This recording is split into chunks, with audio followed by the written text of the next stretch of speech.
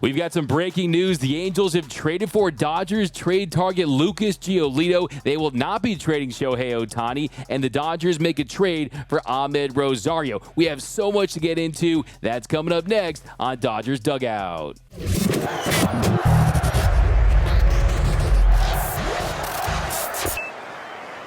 What is up, Dodgers Nation? D-Mac here. You can follow me on Twitter and Instagram at DMac_LA. If you haven't yet, be sure to subscribe to the Dodgers Nation YouTube channel for all latest Dodgers news and rumors all year long, 24/7, 365. Be sure to hit that subscribe button, hit that notification bell, and if you really want to support the channel, smash that like button. And as always, I'm with your takes down below in the comments section. Today's Dodgers Nation question of the night: what is your reaction to the Angels trading for Lucas Giolito? What are your thoughts on the Dodgers trading for Amed Rosario? Do you think it's something, nothing, or everything? Let me know down below. And for all the latest Dodgers news, head over to DodgersNation.com.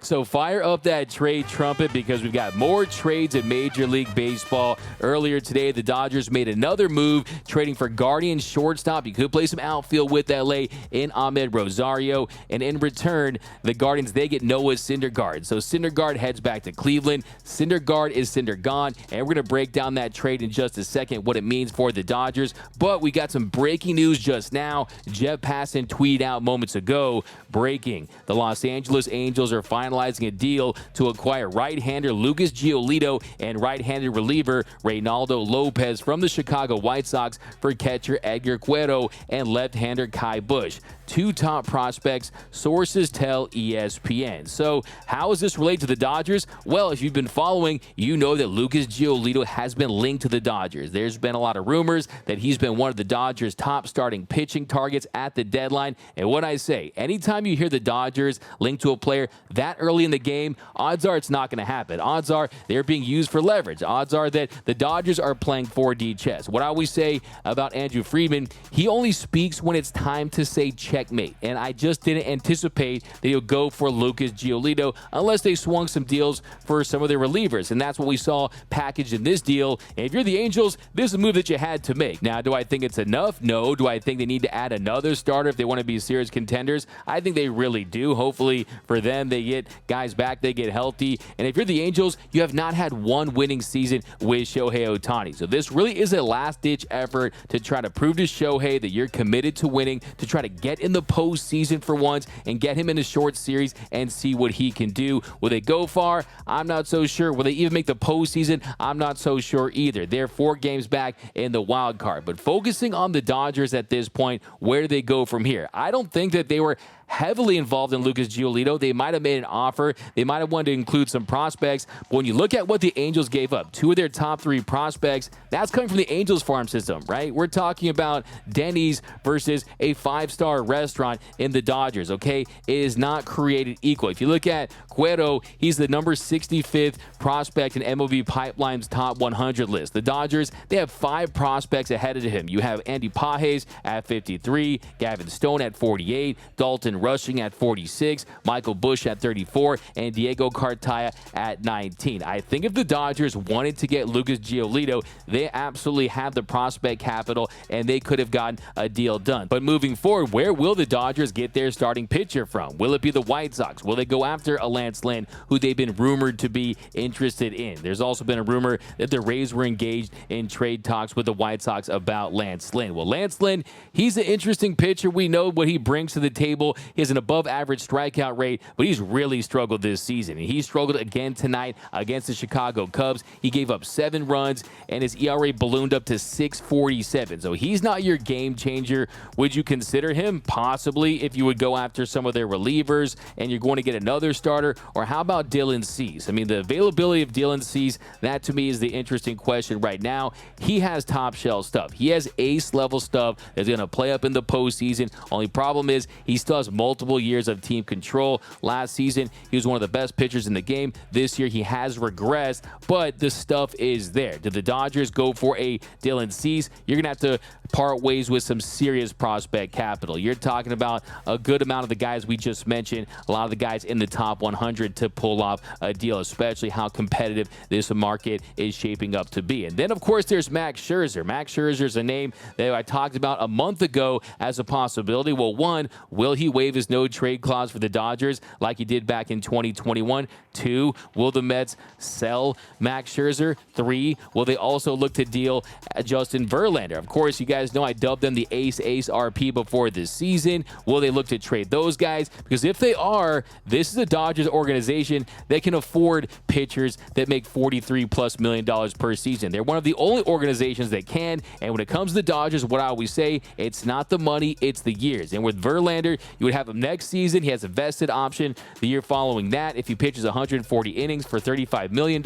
But I'm not too keen on Justin Verlander in Dodger blue. I don't know if I could go that route. Max Scherzer, when he was with the Dodgers, he dominated. He was fantastic. He literally was the best pitcher in baseball when they acquired him to the end of the season. Then unfortunately, he had the dead arm. So we'll see if that's an option. But really, there's not very many aces available. But you could also look at the St. Louis Cardinals. Now, the Cardinals, it's been very quiet. I think the big question is, will they shake hands with the enemy? Will the Dodgers and Cardinals, will the birds on the bat and Dodger blue come together and make a deal? That, to me, remains to be seen. There really hasn't been any substantial rumors as far as the Cardinals' willingness to trade Nolan Arenado, because if they do, the Dodgers are the one team in Major League Baseball that can happily absorb the remainder of his salary. I'm actually dropping a more in-depth breakdown of what it would mean for the Dodgers to get Arenado. Look for that tomorrow. But you could also get a Jack Flaherty. You could get a Jordan Montgomery. And those are two names that could absolutely help this pitching staff. They're not aces.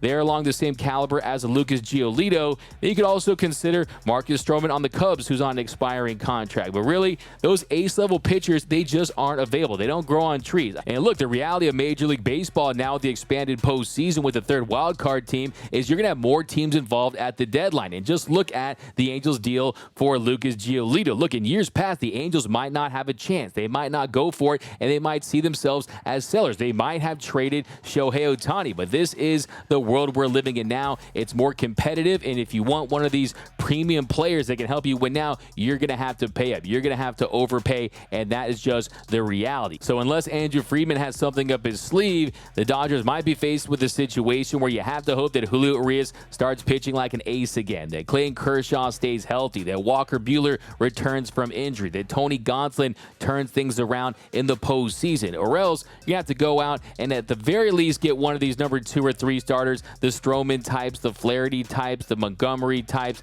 guys like that, the Lorenzen types. I'm dropping a video with some more options as well, but there's just not too many frontline ace level pitchers out there to pick from. But the good news is that if you're a Dodgers fan that wants to see them be aggressive at the deadline, well, they've been as active as any team in the sport, and we're still a handful of days until that August 1st deadline. So they've been active, they've been making some moves, they made 2 acquisitions already. I think there's a chance that when it's all said and done, that the Dodgers will have made 5 player acquisitions. They've already traded for Kike Hernandez, who had his first hit today back with the Dodgers, doing crazy dances. Nice to see Kike back at that Dodgers dugout, bringing the vibes. And then today they made another deal. They traded for Cleveland Guardians shortstop Ahmed Rosario. Now, why the Dodgers trade for Rosario? Well, one, he's going to be a free agent after this season. He's making $7.8 million in 2023. So there's about $2.8 million remaining for the rest of his contract for this season. So he's going to be a rental. They're not tied to him after this year. 2, he mashes against left-handed pitching. This season, he's hitting .303 with a 126 weighted runs created plus against southpaw. So his bat has been 26% above league average against lefties. That's an area where the Dodgers have struggled with in the past, so he can absolutely help in that department. For his career, he's slashing .302, .343, .474 with a 123 weighted runs created plus against lefties. So this guy has shown that he can hit lefties. We know the Dodgers wanted to address that, and they did just that. Now, overall, as a player this season, he's slashing .265, .306, .369 with an 86 weighted runs created plus. So overall, he's been 14% below league average. Also, defensively, he's really struggled. A -16 defensive runs saved. That's the worst in in the league, but his offense, this guy has some pop. Also, since June 1st, he's been one of the better hitting shortstops in all of Major League Baseball. Since the start of June, he has a 108 weighted runs created plus. That's 11th in Major League Baseball. He's hitting 301. That's second behind Corey Seager. So he's been very productive at the plate for almost 2 months. So he is trending in the right direction. He also has a history of finishing seasons strong. And if you look at his StatCast rankings, the ones that stand out are, one, the expected batting average in the 81st percentile, the strikeout rate in the 71st percentile, max exit velocity. He's above average hard hit percentage. He's above average whip percentage. He's above average sprint speed. He's in the 95th percentile, so he's lightning on the base pass. Unfortunately, he doesn't steal enough bases when you consider his speed, but there is a lot to like, and he is a massive upgrade to Miguel Rojas at the plate offensively. Miguel Rojas, when you look at him at the plate, he's nearly an automatic out, especially when he lifts the ball. And when you look at Miggy Rowe's numbers, he's hitting 196 in July, and it just feels like he's a little out of gas. Remember, they didn't trade for him to be the everyday shortstop. He did step into that role after Gavin Lux was lost for the season, but he just isn't built to be an everyday big league shortstop and expect any type of offensive production on a regular basis. So I think Rosario is going to help out from that standpoint a lot. Now, yes, defensively, he's a massive drop-off. There's no question about that, but I did find it very interesting that when the Dodgers announced the deal, they had him listed as an infielder outfielder, and he has played outfield in his career. He started 6 games in left field in 2022. He played 18 games in center field in 2021, making 14 starts. So he has played in the outfield. So we know the Dodgers, they covet positional versatility. So I would not be surprised at all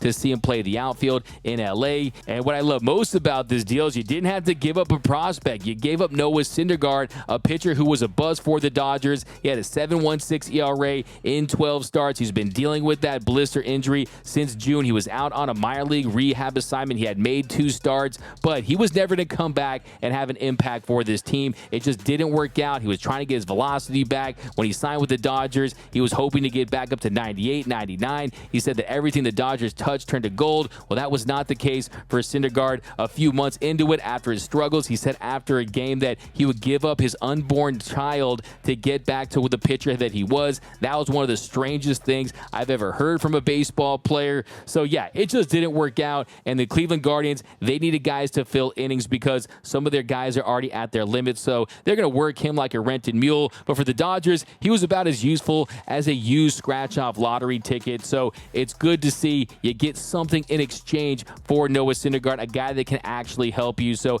I'm all for this move. I give it an A when you consider the circumstances, when you consider that he's trending in the right directions. He has a clearly defined role, but there's still some moves to be made. Yesterday, we're talking about Kike Hernandez's deal and how it wasn't even the appetizer. It was the ice in the water when you sit down at the table. But now we're at the table at the Mexican food restaurant, and now the chips and salsa are there. Rosario, we got this thing started, and then we're going to start to see the appetizer and the entrees hopefully pretty soon. But let me know down below in the comment section, what are your thoughts on the Dodgers trading for Amed Rosario? Do you give it an A, B, C, or D, or F? Let me know down below. My name is Doug McCain. You can follow me on Twitter and Instagram at DMAC_LA. For all things Dodger baseball all season long, be sure to hit that subscribe button, hit that notification bell, and if you really want to support the channel, smash that like button. And until next time, think blue, bleed blue, and I'm out.